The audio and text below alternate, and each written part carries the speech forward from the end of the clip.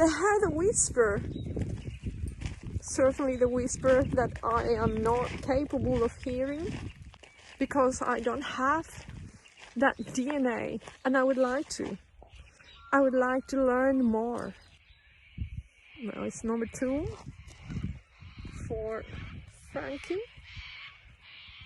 They're just doing what they need to do.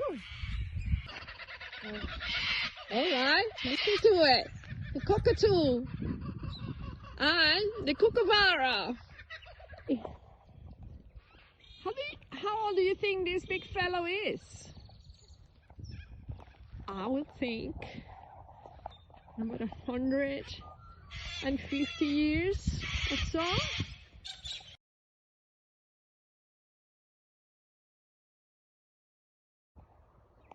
What about that big fellow there?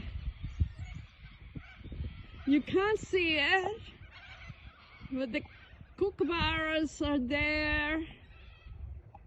Look at them. Kookaburras on one branch, cockatoos on the other branch. Don't you leave your dinner unattended. They will grab it.